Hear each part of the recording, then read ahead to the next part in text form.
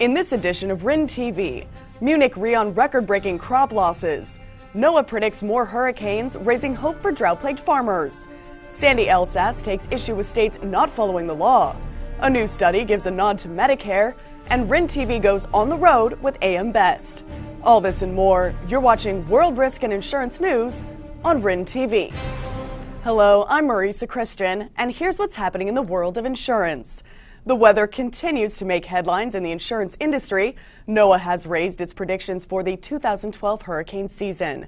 And while more tropical storms could wreak havoc on coastal areas, some are hoping the increased rainfall that would accompany additional hurricanes could be a quick fix to the severe drought conditions in the Midwest. Munich Re chairman Nicholas von Baumhard told CNBC the drought could be the biggest loss to ever hit the market. Munich Re anticipates its losses from crop failure could reach 160 million euros or $200 million US. Recently, I had the opportunity to speak with Sandy Elsass, chairman of the National Risk Retention Association. We discussed recent legislation and the difficult business environment that exists for RRGs, despite laws designed to make it easier. Here are highlights of our discussion. Legislation is a big issue.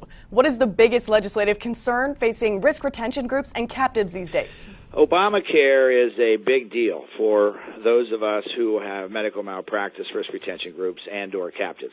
You're going to have 30 million people who've not had a lot of experience in receiving care, and if that experience doesn't work out very well, there are going to be a lot of lawsuits, and those people are on the poverty line, a lot of them. And so you got a combination of no money, and all of a sudden they get care, and if they don't like the care, they sue for malpractice when they learn that game. That's a very big issue. Are there any other major legislative issues? I think the bigger concern for us as RRGs are states that are basically violating the law by ignoring the Liability Risk Retention Act. That's our biggest problem. A particular problem that we have is California, and the California people say to an RRG, you cannot do business here when the law says that we can, while Jerry Brown claims that they've got financial problems. When it comes to lawyers, they've got an unlimited supply of lawyers who can put pressure on a risk retention group. That's why we need a change in the legislation in order for the federal government to create an arbitration clause to where those states that have tremendous size and strength and bruteness can be calmed down and let the risk retention group operate under the law as it should be allowed to do. Sandy, thanks again for being on our program. Thank you very much. If you'd like to see more of my interview with Sandy Elsass, visit our on-demand library. Recently, AM Best was in Burlington for the annual Vermont Captive Insurance Association Conference.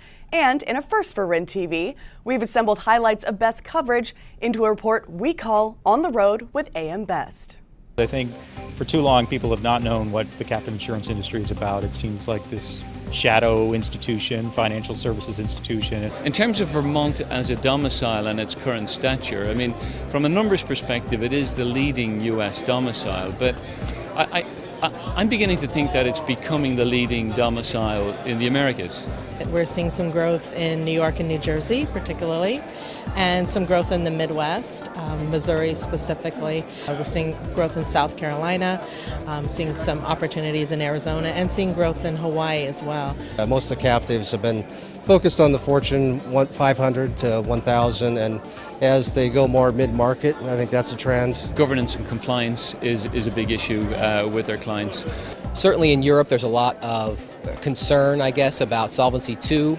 And then in Bermuda, Solvency II is impacting what's going on there. They're seeking equivalency with Solvency II. In the U.S., Dodd-Frank, likewise, is a concern. We're seeing expanded utilization across a broader platform of risks. Companies are coming to us and they're looking to put financial risk, commodity risk, things that we hadn't seen in the past.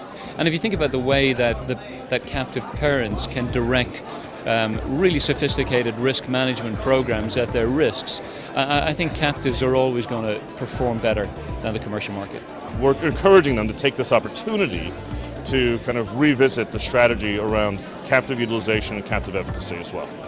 So it's good fun all the way around. We appreciate AM Best's contributions to our program. If you'd like to see more, visit our on-demand library or go to ambest.com/video. And finally, with the healthcare insurance debate raging on in the United States, Health Affairs, a leading journal of health policy research, released a study comparing employer-sponsored coverage to the government-run Medicare system. The results will likely get attention from lawmakers still considering changes to the Medicare system in the wake of Affordable Care legislation. For more details, visit the RIN TV on-demand library. Well, that's our program. I'm Marisa Christian.